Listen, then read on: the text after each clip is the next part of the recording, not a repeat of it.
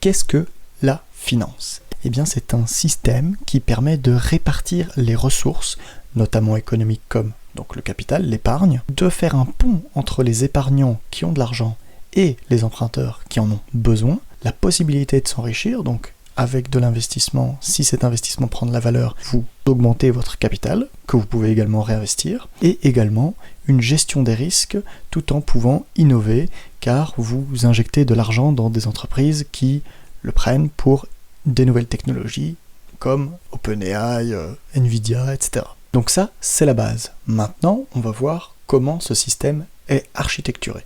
Donc, si nous allons au slide suivant, nous avons en tout premier une banque centrale qui contrôle donc des banques commerciales. Commençons d'abord par définir ce que c'est qu'une banque centrale. Alors, une banque centrale, donc il y en a plusieurs types. Il y a donc la BCE en Europe, il y a la Fed aux États-Unis, la Bank of Japan au Japon et la Bank of China. Vous pouvez voir que leurs sièges sont respectivement donc à Francfort, Washington, Tokyo et Pékin. Et donc quels sont leurs rôles? Eh bien les banques centrales font la gestion de la monnaie, donc de leur émission, mais également leur taux d'intérêt. Elles agissent en tant que régulateurs, mais aussi pour la stabilité monétaire, donc il ne faut pas que, par exemple, l'euro s'effondre trop face au dollar, et inversement. Maintenir l'inflation à 2%, en tout cas en Europe, ça c'est vraiment quelque chose de totalement arbitraire, ça a juste été décidé comme ça pour des raisons économiques que j'évoquerai plus tard, et forcément garantir une économie stable et qui généralement est en croissance. Donc maintenant que nous avons vu ce qu'était une banque centrale, eh bien on va voir ce qu'est une banque commerciale. Et ça vous devez être beaucoup plus familier avec, car une banque commerciale c'est notamment BNP, ING, Belfius ou même JP Morgan aux États-Unis, ou Wells Fargo, enfin les grosses banques que vous connaissez en fait. Ces banques commerciales, finalement, créent la monnaie grâce au crédit. En effet, quand vous faites un crédit, la banque crée la monnaie. Elle ne va pas prendre de son argent pour vous le donner. Elle va juste le créer à partir de rien. Le rôle principal des banques commerciales, c'est donc de gérer les dépôts que les épargnants mettent en caution, le prêtent à la banque en fait, et également donc de créer, comme je l'ai dit, la monnaie via le crédit. Les plus grosses sont forcément, ici j'ai mis quelques pays, donc BNP c'est français, ING c'est néerlandais, et la plus grosse banque belge c'est Belfius, après la faillite de Dexia en 2008, et JP Morgan c'est une énorme banque d'investissement, ils font un peu de tout aux États-Unis. Pourquoi je dis qu'elle gère les dépôts? Parce que quand vous mettez de l'argent à la banque sur votre compte en banque, eh bien cet argent techniquement ne vous appartient pas. Vous le prêtez à la banque et la banque a une créance. Maintenant que nous avons mis ça au clair, nous pouvons aller plus profondément. Le système financier, toujours la banque centrale et les banques commerciales, et maintenant on va rajouter les épargnants et les emprunteurs, donc les agents économiques qui ont de l'argent et ceux qui en veulent. Donc les épargnants mettent en dépôt leur argent dans une banque commerciale.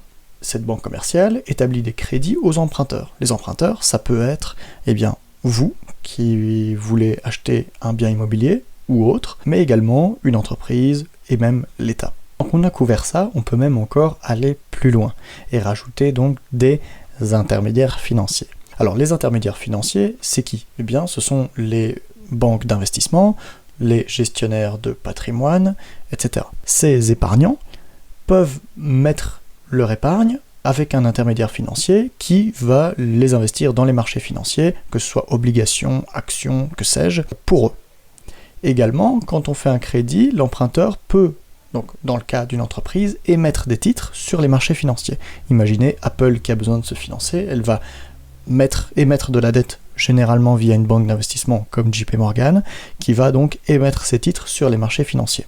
Donc le marché primaire pour le coup. Et l'épargnant peut également donc acheter des titres, que ce soit des actions, donc Apple, LVMH, que sais-je, directement avec les marchés financiers. Et donc vient maintenant la distinction entre finance directe et finance indirecte. Alors, maintenant donc la finance directe, c'est quoi? Eh bien quand je dis finance directe, ça représente donc les agents qui ont des capitaux excédentaires, donc de l'argent excédentaire, genre les épargnants, et qui financent directement les agents qui ont besoin, donc les emprunteurs. Dans mon graphe ici, c'est quel type? Eh bien, dans mon graphe, ce sont les épargnants qui achètent directement des titres pour financer des marchés financiers. Quand je parle de finance indirecte, eh bien là, ce sont les banques et les institutions financières qui jouent le rôle d'intermédiaire, et donc, comme je l'ai écrit ici, elles collectent l'épargne et la redistribuent sous forme de crédit ou de prêt. Et donc ça correspond donc à toute cette partie-là, avec les épargnants qui mettent en dépôt chez un intermédiaire, une banque est un intermédiaire, et qui le reprête à un emprunteur via des crédits. Donc pour résumer, il faut penser direct comme étant les marchés de capitaux directement, et indirect comme étant de l'intermédiation financière, c'est-à-dire avoir un intermédiaire, tout simplement. Ensuite, j'ai envie de faire un petit focus donc sur les intermédiaires financiers, donc les banques d'investissement, les gestionnaires de fortune, etc. Donc il y en a de plusieurs types, hein.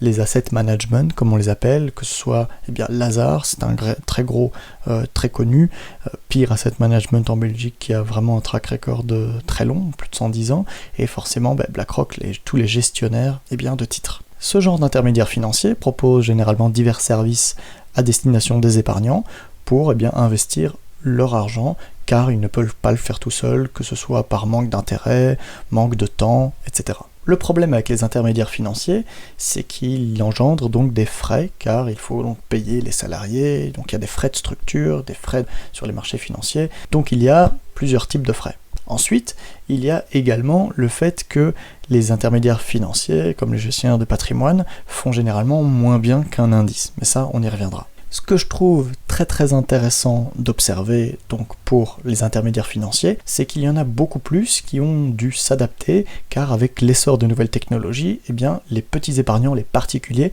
peuvent maintenant investir sans frais dans les marchés financiers ou avec des frais vraiment minimaux. Ça veut dire que leur business model est un petit peu chamboulé et qu'ils vont devoir s'adapter. Pour conclure, qu'est-ce que la finance? Qu'est-ce que vous devez retenir de cette vidéo? La finance est un composant essentiel au bon fonctionnement de notre société. Elle transforme l'épargne en investissement et également, sur un plan personnel, elle vous permet d'avoir un levier de gagner de l'argent autre que votre salaire pour réaliser divers projets futurs. Merci en tout cas de m'avoir écouté et d'être resté jusqu'au bout. Si ça vous a plu, likez et abonnez-vous bien évidemment, et donc faites-moi savoir en commentaire si ce genre de vidéo ça vous plaît.